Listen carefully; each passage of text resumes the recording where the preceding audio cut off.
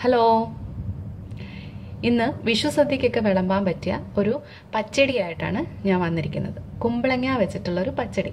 ഇതെൻ്റെ വീട്ടിൽ ചെയ്യുന്ന റെസിപ്പിയാണ്. സാധാരണ പച്ചടി ഉണ്ടാക്കുന്നതിനേക്കാളും കുറച്ചൊരു വ്യത്യാസമുണ്ട് ഇതിന്. ഈ കുമ്പളങ്ങ ഞാൻ ആദ്യം എണ്ണയിലിട്ടൊന്ന് വഴറ്റി വേവിക്കുകയാണ് ചെയ്യുന്നത്. അപ്പോൾ നമുക്ക് ഈ കുമ്പളങ്ങ പച്ചടിക്ക് ആവശ്യമായിട്ടുള്ള സാധനങ്ങൾ എന്തൊക്കെയാണെന്ന് നോക്കാം. കുമ്പളങ്ങ ചെറിയ കഷ്ണങ്ങളായിട്ട് അരഞ്ഞെടുത്തിട്ടുണ്ട്. ഏകദേശം ഇതൊരു 1.5 കപ്പുണ്ട്. പിന്നെ തൈര് ഒരു 3/4 കപ്പ് തൈര് ഞാൻ ഉടച്ചു വെച്ചിരിക്കുന്നതാണ്. ഫോർക്ക് ഉപയോഗിച്ചിട്ട് ഉടച്ചു വെച്ചതാണ്. മിക്സിയിലിട്ട് അടിച്ചു കഴിഞ്ഞാൽ ചിലപ്പം ഒരുപാട് അങ്ങ് ഉടഞ്ഞു പോകാൻ ചാൻസ് ഉണ്ട്. അധികം പുളി ഇല്ലാത്ത തൈരാണിത്. പിന്നെ ഒരു 5-6 ചെറിയ ഉള്ളി ചെറുതായിട്ട് അരിഞ്ഞു വെച്ചിട്ടുണ്ട്. പച്ചമുളക് ഒരു 2 എണ്ണം വട്ടത്തിൽ അരിഞ്ഞെടുത്തിട്ടുണ്ട്. പിന്നെ വേണ്ടത് തേങ്ങയാണ്. ഒരു 1/2 കപ്പ് തേങ്ങ, കറിവേപ്പില ആവശ്യത്തിന്, കടുക്. ഇത് കടുക് താളിക്കാനും എടുക്കുന്നുണ്ട്, അരയ്ക്കാനും എടുക്കുന്നുണ്ട്.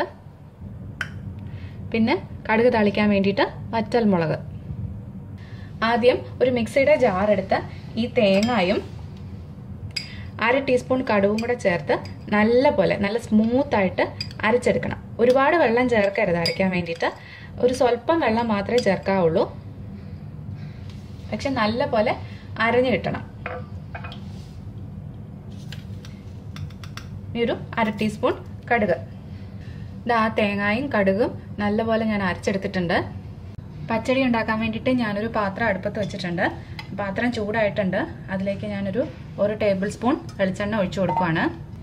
എണ്ണ ചൂടാവുമ്പോഴത്തേക്കും നമ്മൾ അരിഞ്ഞു വെച്ചിരിക്കുന്ന ചെറിയ ഉള്ളി അതിലേക്ക് ഇട്ട് കൊടുക്കാം. പിന്നെ ചേർക്കേണ്ടത് പച്ചമുളകും കറിവേപ്പിലയാണ്. ഇതൊന്ന് ചെറുതായിട്ട് വഴറ്റി കൊടുക്കുക. ഇനി ഇതിലേക്ക് നമുക്ക് കുമ്പളങ്ങ ചേർത്ത് കൊടുക്കാം.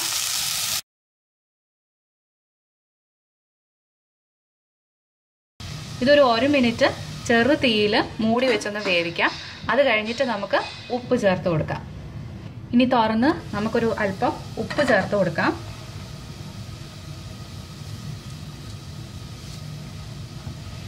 എന്നിട്ട് ഒന്നുകൂടെ ഒന്ന് ഇളക്കി വീണ്ടും മൂടി വെച്ച് വേവിക്കാം. ഇതിനകത്തോട്ടേക്ക് ഞാൻ എക്സ്ട്രാ വേറെ വെള്ളം ചേർത്തിട്ടില്ല. ഈ ആദ്യം നമ്മൾ ഒഴിച്ച എണ്ണയും പിന്നെ ഈ കുമ്പളങ്ങയിൽ നിന്ന് ഇറങ്ങിയിരിക്കുന്ന വെള്ളവും മാത്രം മതി ഇത് വെന്ത് കിട്ടാൻ വേണ്ടിയിട്ട്. അപ്പോൾ ഇനി നമുക്കൊന്ന് മൂടി വെച്ച് ഒരു 2-3 മിനിറ്റും കൂടെ വേവിക്കാം. ഇടയ്ക്കൊന്ന് ഇളക്കി കൊടുക്കണം. ഇപ്പോൾ ഒരു 3 മിനിറ്റ് കഴിഞ്ഞിട്ടുണ്ട്. ഇനി ഇത് തുറന്ന് ഒന്നുകൂടെ ഒന്ന് ഇളക്കി കൊടുത്തിട്ട് നമുക്കിതിലേക്ക് തേങ്ങ ചേർത്ത് കൊടുക്കാം. കടുകും തേങ്ങയും കൂടെ അരച്ച് വെച്ചത് ചേർത്ത് കൊടുക്കാം. നല്ലപോലെ ഒന്ന് മിക്സ് ചെയ്തിട്ട് നമുക്ക് വീണ്ടും ഒരു 2 മിനിറ്റ് മൂടി വെക്കാം. ചെറിയ ഫ്ലെയിമിൽ തന്നെയാണ് കിടക്കുന്നത്. വലിയ ഫ്ലെയിമിൽ ഇട്ട് കഴിഞ്ഞാൽ ആ വെള്ളമെല്ലാം പറ്റി അത് കരിഞ്ഞു പോവും. അതുകൊണ്ട് എപ്പോഴും ചെറിയ തീയിലിട്ടിട്ട് മാത്രം ചെയ്യുക. ദാ നമ്മുടെ കുമ്പളങ്ങ വെന്തിട്ടുണ്ട്. ആ തേങ്ങയിലെ വെള്ളമെല്ലാം പറ്റി നല്ല കണക്കായിട്ടുണ്ട്. ഇനി നമുക്ക് തീ ഓഫ് ചെയ്യാം. ഇനി ഇത് ഇവിടെ ഇരുന്നൊന്ന് തണുക്കണം. ഈ നല്ല ചൂട് മാറി ഒന്ന് തണുത്തതിന് ശേഷമാണ് നമ്മൾ ഇതിലേക്ക് തൈര് ചേർക്കുന്നത്.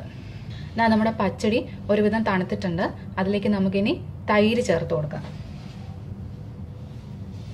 തൈരിന്റെ കണക്കൊക്കെ ഓരോരുത്തരുടെ ഇഷ്ടത്തിനനുസരിച്ചാണ്. ഞാനിപ്പോൾ ഇവിടെ 3/4 കപ്പാണ് എടുത്തിരിക്കുന്നത്. എനിക്ക് തോന്നുന്നു ഒരു 1/2 കപ്പ് തൈര് മതിയാവും തോന്നുന്നു എൻ്റെ കണക്കിന്. ഇനി ഇതിലേക്ക് ആവശ്യത്തിനുള്ള ഉപ്പ്. നമ്മൾ കുമ്പളങ്ങ കുറച്ച് ഉപ്പ് ഇട്ടാണ് വേവിച്ചിരിക്കുന്നത്. എന്നാലും ഈ തൈരിനും കൂടെ ആവശ്യമായിട്ടുള്ള ഉപ്പ് ചേർത്ത് കൊടുക്കാം. ഉപ്പും ആവശ്യത്തിനുണ്ട്. കൂടി ഒരു വ്യത്യാസമേ ഉള്ളൂ. 3/4 കപ്പ് തൈരെന്ന് ഞാൻ ആദ്യം പറഞ്ഞിരുന്നു. പക്ഷെ 3/4 കപ്പ് വേണ്ടി വന്നില്ല. 1/2 കപ്പ് തൈര് മാത്രം മതി. പച്ചടിക്ക് ഇതിനേക്കാളും നീട്ടം വേണം എന്നുണ്ടെന്നുണ്ടെങ്കിൽ നമുക്ക് 3/4 കപ്പ് തൈര് തന്നെ ചേർക്കാം. ഇനി ഇതിലേക്ക് നമുക്ക് കടുക് പൊട്ടിച്ച് ചേർക്കാം. അതിന് വേണ്ടിയിട്ട് ചൂടായ പാനിലേക്ക് കുറച്ച് എണ്ണ ഒഴിച്ചു കൊടുക്കാം. എണ്ണ ചൂടാകുമ്പോഴത്തേക്കും കടുക് ഇട്ട് കൊടുക്കാം. ഇനി വറ്റൽമുളക്,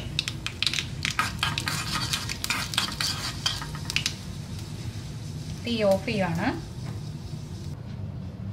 കടുക് പൊട്ടിച്ചത് ഈ പച്ചടിയുടെ മുകളിലേക്ക് നമുക്ക് ചേർത്ത് കൊടുക്കാം. അപ്പോൾ ദാ വിഷു സദ്യക്കൊക്കെ വിളമ്പാൻ പറ്റിയ നല്ല സ്വാദിഷ്ടമായ കുമ്പളങ്ങ പച്ചടി റെഡി ആയിട്ടുണ്ട്. അപ്പോൾ എല്ലാവരും ഇത് ട്രൈ ചെയ്ത് നോക്കുക. എന്നിട്ട് അഭിപ്രായങ്ങൾ പറയാൻ മറക്കരുത്. ഇതുപോലെയുള്ള കൂടുതൽ റെസിപ്പികൾക്കായിട്ട് എൻ്റെ ചാനൽ സബ്സ്ക്രൈബ് ചെയ്യാൻ മറക്കരുത്. അപ്പോൾ ഇനി വേറൊരു റെസിപ്പിയായിട്ട് കാണുന്നത് വരെ ബൈ ബൈ. Thank you.